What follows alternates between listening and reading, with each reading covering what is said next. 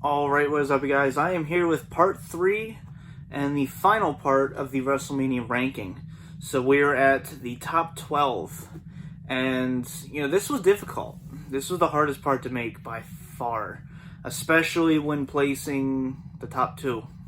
That's why it took me longer, because I honestly had to rewatch both WrestleManias and break it down individually, beat for beat. So, yeah, this was difficult, but, the rest of the list was not that bad. So, starting out with number 12, we have WrestleMania III. And, this actually, this one's tough, because, to me, this is the biggest WrestleMania of all time. This changed WrestleMania. WrestleMania 1 and 2... they're there. They're remembered, but WrestleMania 3 took it up to here. You had, to me, the biggest main event of all time, Hulk Hogan and Andre the Giant. They'd worked together in the past, but in WWF continuity, they'd never worked together. You know how Vince is, erasing history. And, they were pals, and then you had the Andre the Giant heel turn. And this was built just phenomenally. A lot of people forget the build-up. The press conferences, the promos. I love this. It's single-handedly put all those people in that stadium. That's what sold this show. And the match itself, Meltzer gave it, I think, -4 stars. I wouldn't go in the negatives for this, but it's not a good main event at all whatsoever. But if you think about anything from this WrestleMania, you're going to think of Hogan slamming Andre. So, it's the difference between quality and what's memorable. And a lot of the undercard, unfortunately, was just kind of there. You had just a lot of filler. You, of course, had Roddy Piper and Adrian Adonis, which that was actually entertaining and very well done. Honky Tonk Man and Jake Snake Roberts. You had the Midgets match with King Kong Bundy. But, obviously this is also remembered for Macho Man versus Ricky the Dragon Steamboat in what I would consider, one of the all-time great Intercontinental Championship matches.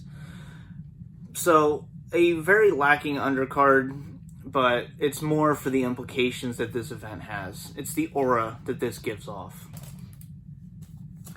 Number 11, we have WrestleMania 14.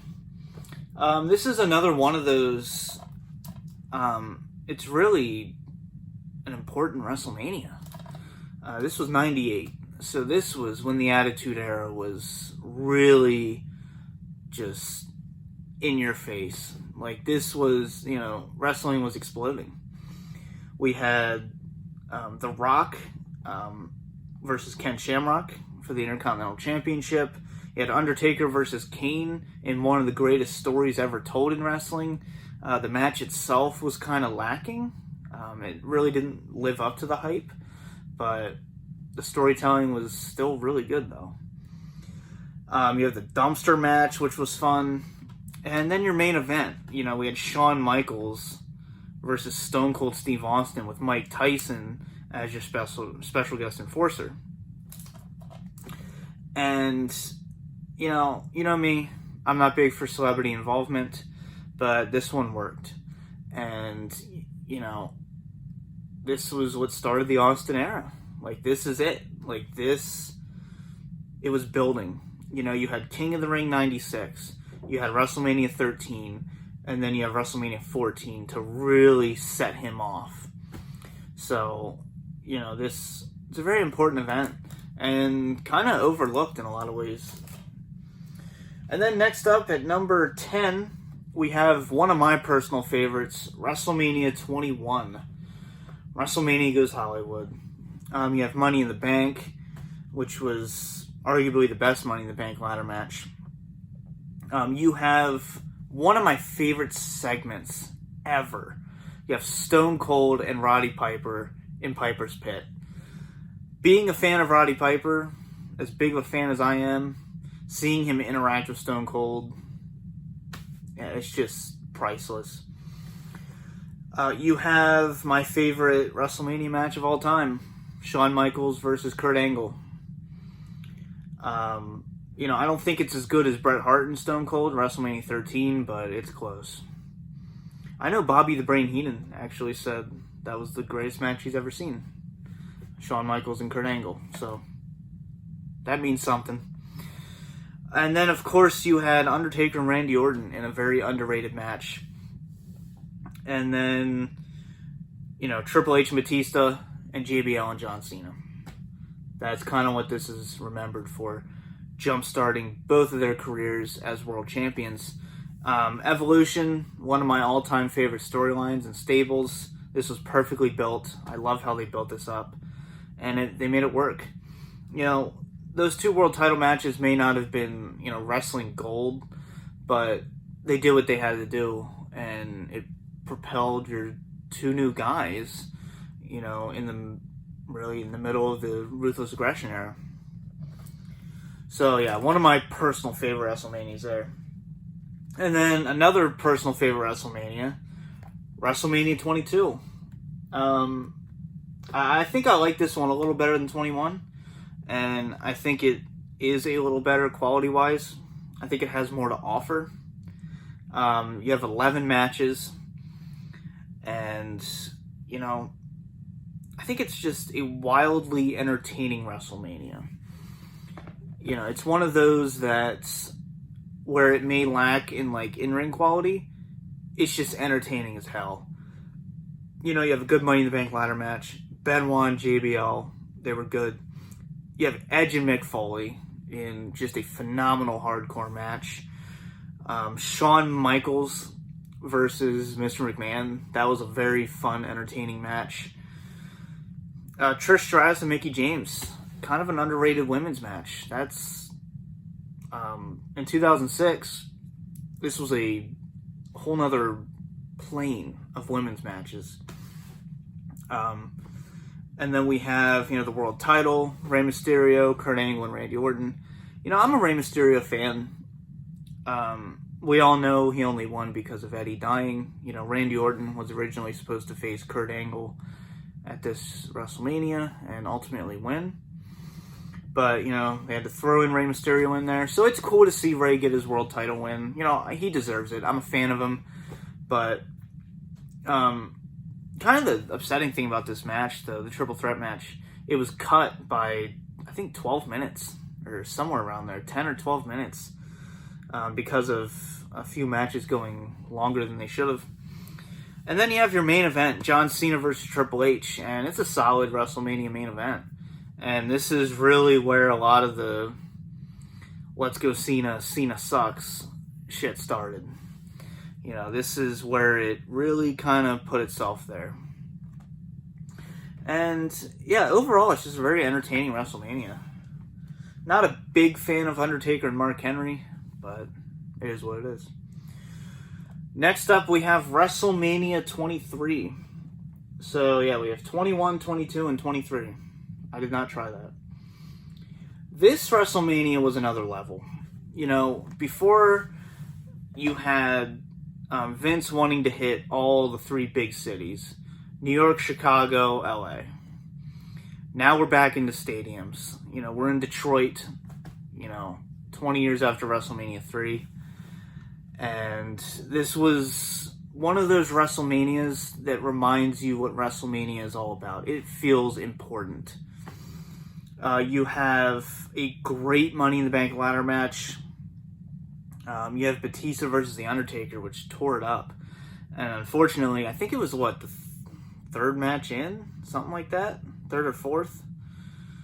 That's disappointing, but I think it's the fourth. But yeah, it was a great world title match. Chris Benoit and MVP. I love that rivalry back in 2007, and, this is no exception. It was great. I'm not a fan of the Battle of the Billionaires, but, that's what made this a record-breaking WrestleMania at the time. This did insane pay-per-view money, so, it did what it had to do. And John Cena versus Shawn Michaels for the WWE title. It's a great main event. You know, originally this was supposed to be John Cena and Triple H, their rematch, and then Triple H would win.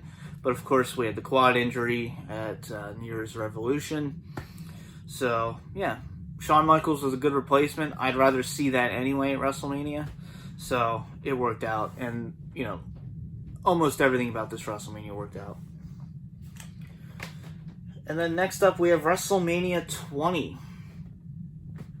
This is one of those ones that is very difficult, and you know why. My favorite WrestleMania main event of all time: Triple H, Shawn Michaels, Chris Benoit. It's my favorite triple threat match of all time. It's my favorite WrestleMania main event.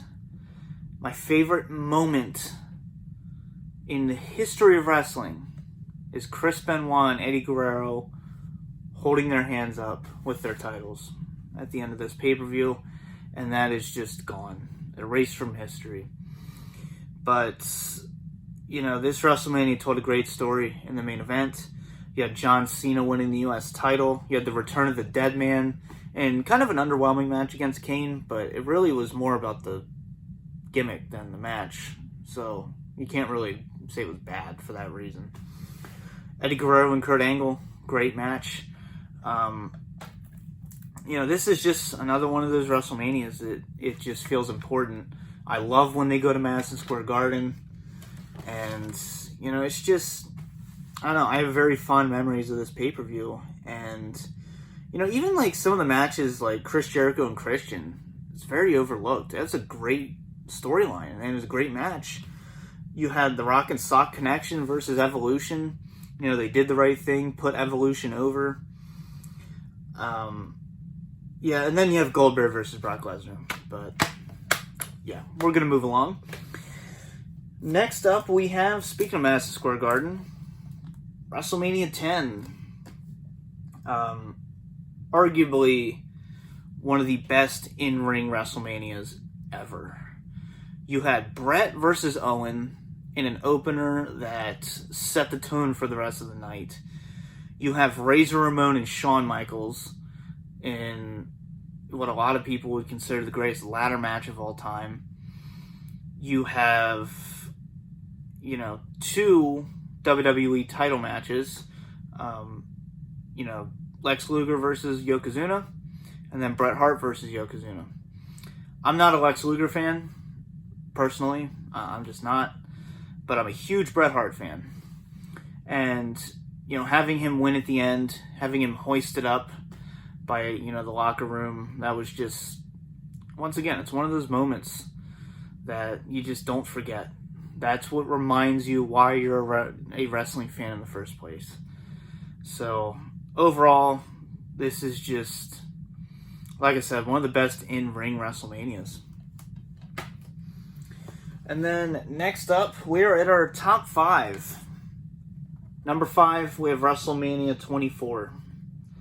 Another one that I have fond memories of. And, you know, kind of your last hurrah of the Ruthless Aggression era. Until we got to the PG era. But, you know, this was another just really entertaining WrestleMania. Great Money in the Bank ladder match. Finlay and JBL was great. Great opener. Belfast Brawl. You know, there's not really a bad match on here. Well, you have Playboy Bunny Mania, but we can just forget about that. You know, Floyd Mayweather and Big Show. This was kind of your big selling point of this pay-per-view, or at least one of the two big selling points. And this match really worked. Going in, I thought this was going to be trash, but it was a pleasant surprise. You have the emotional, career-threatening match, Ric Flair versus Shawn Michaels. You know, to me, this is where Ric Flair's career ends, not in fucking TNA. But, you know, that may diminish this a little bit, but I don't care. You know, this match was still an emotional roller coaster. You have a good triple threat WWE title match. And then you have a phenomenal main event. Edge versus The Undertaker for the World Heavyweight Championship. You know, Edge, this is one of those examples where you looked good losing. You know, Edge was red hot at this time. He was full-blown heel. He was at the top of his game. You know, that's probably my favorite version of Edge, is like 2007, 2008. You know, this was just, you know, it's one of those things that's just hard to describe how talented he really was. And now to see him back in 2020, I mean, that's a whole nother video. But, yeah, it's just, this is a very big WrestleMania. It's obviously in Orlando at the Citrus Bowl, your first outdoor WrestleMania in a while. And it's one of those that just feels like WrestleMania. Number 4, getting down to the wire. WrestleMania 30. This was a very predictable WrestleMania with the whole Daniel Bryan storyline, but I didn't give two shits. You know, a lot of people were complaining, it's so predictable. No, this was a great storyline. This is probably the best storytelling of any WrestleMania ever. And I will say that. You know, Daniel Bryan facing Triple H in the opener, going on to the main event, and winning against Batista and Randy Orton. You know, this is truly what wrestling is all about. Making memorable moments like that. The emotion, you know, just the blood, sweat, and tears that went in that main event. You know, it wasn't just great storytelling. You know, it was a great main event. And we also had probably the only good Andre the Giant Memorial Battle Royal. You know, we had John Cena and Bray Wyatt. We had the Shield versus Kane and the New Age Outlaws, making the Shield just look great. And then, of course, I will never forget where I was when Brock Lesnar beat The Undertaker. I was always in the opinion that the streak should have been broken. I just would not have done it this way. But I think the longer we go, I mean, this is like 6 years ago now, the more it just kind of makes sense. The more I just kind of accept it. You know, like I said, it's not what I would have done, but it's not the worst thing in the world. You know, I like that it ended. I think it should have always came to an end. I'm not one of those people that thinks he should have retired with the streak. All streaks are made to be broken. And it just so happened that it happened here at WrestleMania 30. And, you know, this is one of those WrestleManias that, you know, you can go back and remember every emotion you felt the first time watching it. Whether it's the streak ending or Daniel Bryan winning in the main event and holding those titles up and having the pyro go off in the background. You know, this was truly a special pay-per-view. Okay, number 3, WrestleMania 31. This is kind of infamous for me because I pretty much trashed this WrestleMania leading up to it. I thought this was going to be awful. I didn't even watch it live. I think I worked that night, but I didn't even... It's one of those things I probably could have gotten off if I wanted to, but I just didn't care. You know, 2015, you know, I was very kind of distant from the product. And, you know, I watched it later that night. I think I stayed up till like 6 in the morning watching it. And it blew me away. Every single match on this card has something to show. Has purpose and showcases the people that are in it. You have Randy Orton and Seth Rollins, that memorable curb stomp to RKO. You have a great ladder match crowning Daniel Bryan Intercontinental Champion, which, you know, elevated the mid-card titles because you had John Cena and Rusev. and that was a good match too. Sting versus Triple H. This was more for the, I guess, kind of showcase of it all. Kind of that one last WCW versus WWF hurrah. But seeing the NWO and DX in the same ring at WrestleMania, that just, come on. No matter what, you can't complain. And they wanted to have Triple H and The Rock at WrestleMania 32, so that's really the main reason why Triple H won. And, your fucking main event. Roman Reigns versus Brock Lesnar. I hated the idea of this. I thought there's no way they can come out of this and make everyone happy. And they managed to do it. Seth Rollins going in with the briefcase, cashing in, making it a triple threat match. That's another one of those moments you will just never forget. And it's amazing how, honestly, you can have WrestleMania 29, complete garbage. WrestleMania 30 is phenomenal. WrestleMania 31 is phenomenal. And then 32 is garbage. It's just amazing, WrestleMania can take a life of its own at a time when the product is just bad. And, this WrestleMania, like I said, I wish I could have attended this one. I wish I would have. But I'm nowhere near San Jose. But this is another one of those where honestly, you could make a case that it's, this or WrestleMania 10, greatest in-ring WrestleMania. So number 1 and number 2. This was extremely difficult. The reason why this took a little longer to upload is because I literally couldn't decide which one's number 1 and number 2. I had to literally go back and rewatch both of these events over the past 2 days and determine which one's better. I broke it down beat for beat. And, I hate to do this, but number 2, my all-time favorite pay-per-view, WrestleMania 19.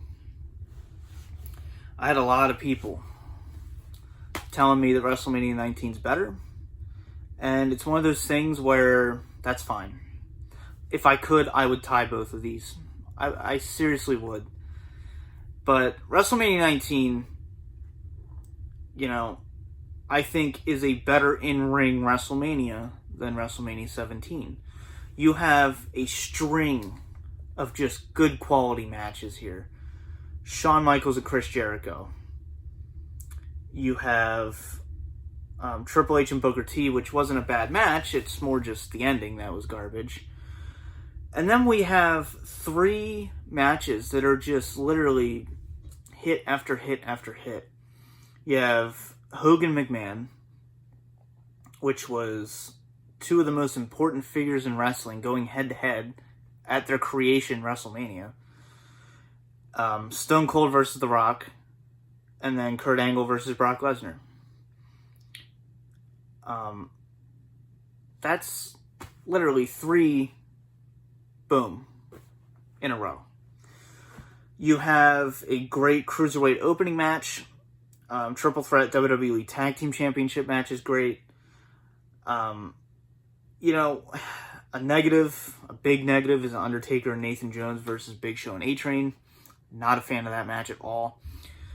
But, Safeco Field, I love the environment. I love the presentation. But I can even admit, this is my favorite pay-per-view ever.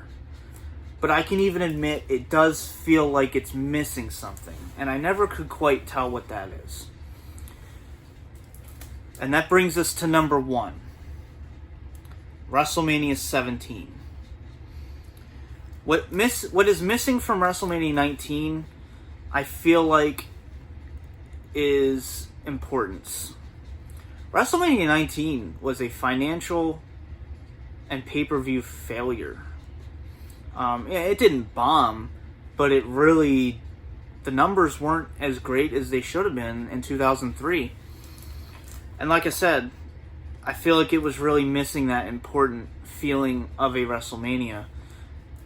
And then WrestleMania 17 literally exemplifies what WrestleMania is. This literally is the pay-per-view of a generation. This is the most successful WrestleMania of all time. You could have put 200,000 tickets on sale and they all would have sold. 100%. This is when wrestling was at its best. This is when wrestling was the most... it was just so... It was at its most popular. And it was cool to be a wrestling fan. And you have TLC 2, Dudley Boys, Edge and Christian, the Hardy Boys. This is just off the wall. Just a phenomenal match. You have Shane McMahon versus Mr. McMahon, the street fight. You have, decent opening match. You have the hardcore match, Raven, Kane, and Big Show. You have Triple H and The Undertaker. And, you have the fun gimmick battle royal, which should not have worked, but somehow did. And it's just, you have Chris Benoit versus Kurt Angle at WrestleMania. And then you also have what felt like the biggest main event of all time. I still think Hogan and Andre is bigger, but this one was just... It's the match of a generation. It's The Rock and Stone Cold. And the fact that they can make it feel that important when it literally happened 2 years ago at WrestleMania, that's something special. I've always said the one big blemish of this WrestleMania is the heel turn. And that almost made me want to put it at number 2, I'm going to be honest. The heel turn didn't work. And it's just... I don't know. It just felt like it didn't work. And, even then. But, obviously, throughout 2001, it clearly did not fucking work. But even here, you just kind of get a bad taste in your mouth. But it's still a phenomenal main event.